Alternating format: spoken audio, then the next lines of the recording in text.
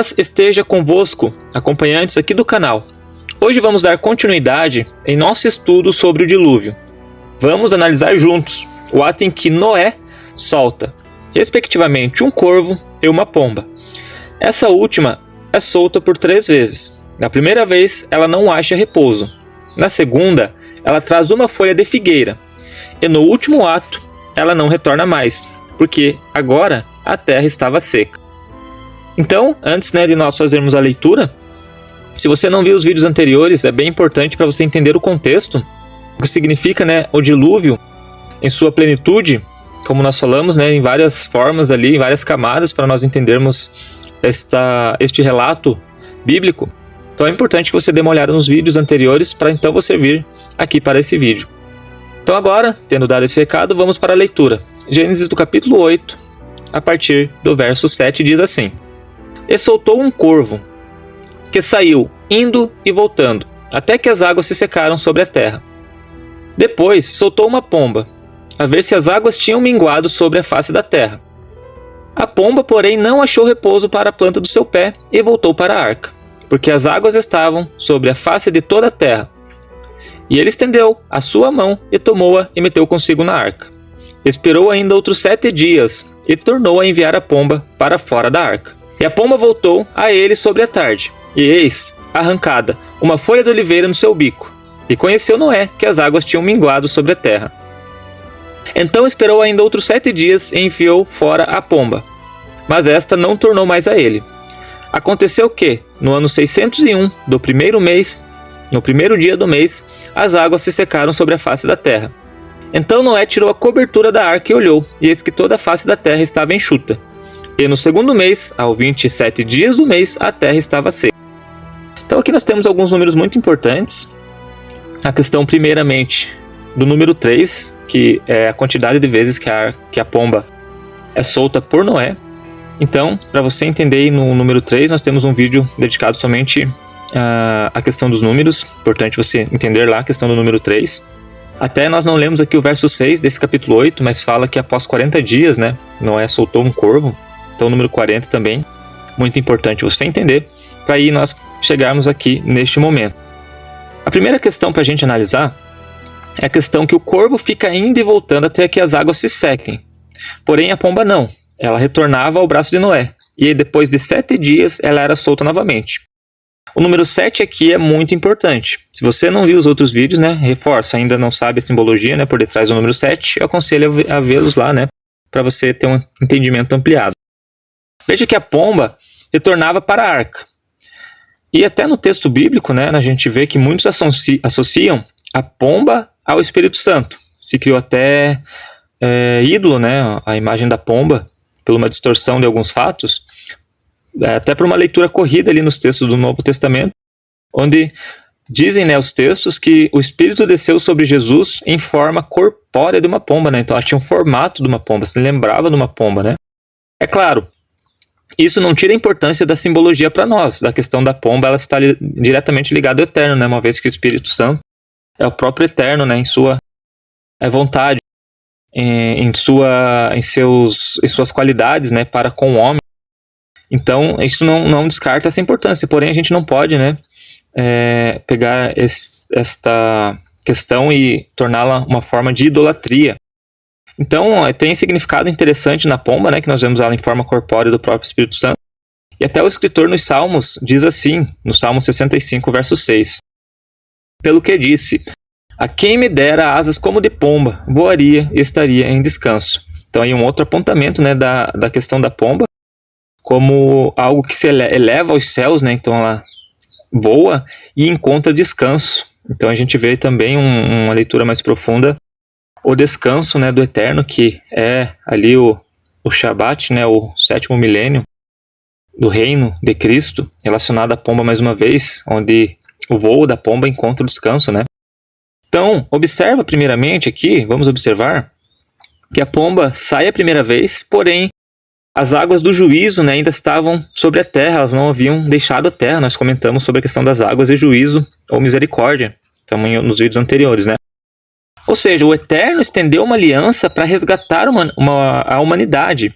Mas como o juízo ainda era maior do que a misericórdia sobre a terra, a aliança, né, não alcançou a plenitude para com o homem. Então, é necessário que pela segunda vez aconteça o novo voo da pomba. E nessa segunda vez o cenário já muda. Agora o Eterno envia um novo concerto que, através do seu Filho, né, gera frutos para com a humanidade. Tanto que agora as águas do juízo não estão sobre toda a terra, né? Elas já tinham minguado bastante, apesar da terra ainda não estar seca. Mas tanto que ela mingou que agora a terra deu frutos. Então essa nova aliança ela gera frutos.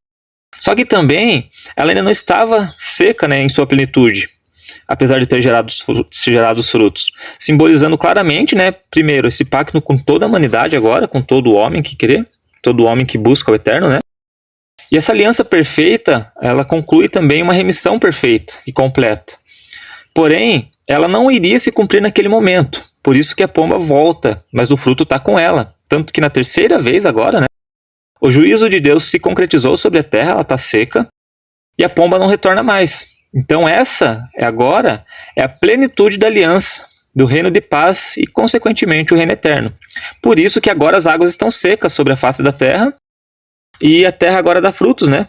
Então a terra está apta para que a pomba habite nela. Isso é uma clara, irmãos, uma clara ilustração ali do reino eternal, quando a terra está pronta para receber a plenitude do gentio se cumpre, o tempo se cumpre, então vem o Messias, né, e reina sobre a terra.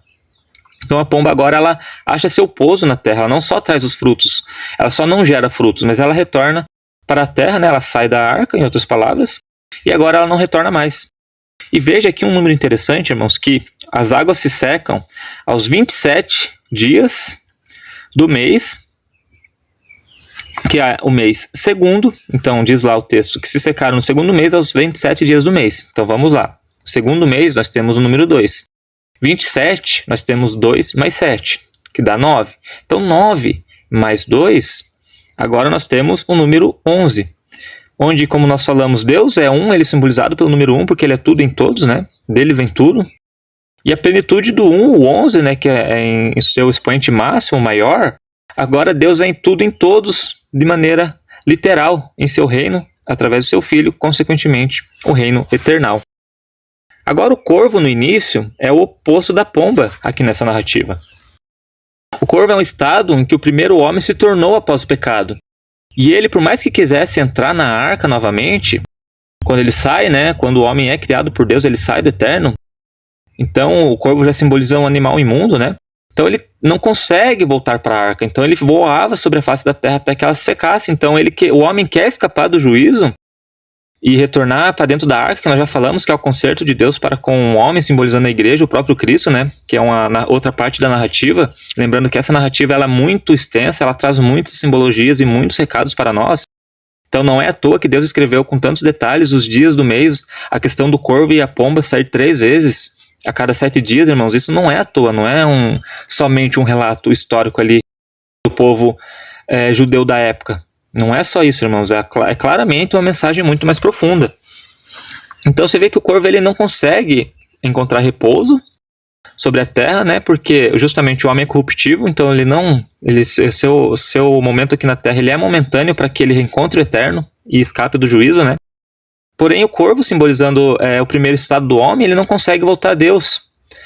Somente a pomba, né? Porque a aliança de Deus, aqueles que aderem à aliança e constroem a sua arca, então esses conseguem retornar a arca até que chegue o tempo propício para que eles saiam da arca e agora não precisem mais da arca, porque Deus já é tudo em todos, então não precisa ele estar lutando contra o pecado, ele está se santificando, porque vai chegar o momento que Deus vai ser tudo em todos, então vai ser algo natural.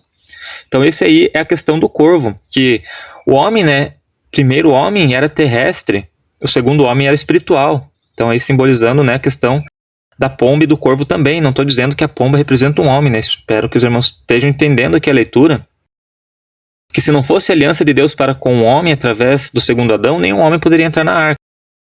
E essa narrativa simboliza novamente toda a reconstrução da humanidade, da criação do eterno, lembrando, não são figuras proféticas em suma total, e sim uma narrativa figurativa, que podemos entender os símbolos ali através da própria Bíblia. Os irmãos perceberam que aqui a gente está usando só outros versículos bíblicos, em que esses animais ou esses números estão enquadrados dentro da própria Bíblia. Então essa aqui não é uma leitura profética, como por exemplo Daniel 7, que traz uma profecia clara, símbolos proféticos claros para um determinado período. Aqui ele está trazendo uma narrativa que conta uma história ocorrida, que se repetirá em outras proporções, né, com outras figuras literais no retorno de Cristo, mas que no fim ela aponta todo o caminho de volta da humanidade para Deus. Então é isso que está dizendo aqui esse relato do dilúvio. Então nós terminamos aqui a questão do corvo e da pomba, porém ainda resta um pouquinho do texto para nós em um próximo vídeo entendermos. Noé sai da arca, ele oferece um sacrifício, Deus cheira aquele sacrifício suave e Deus faz uma promessa, uma aliança. Então a gente vai entender isso aí no próximo vídeo. Então é isso, esperamos contar aqui com vocês no próximo vídeo e até o próximo estudo.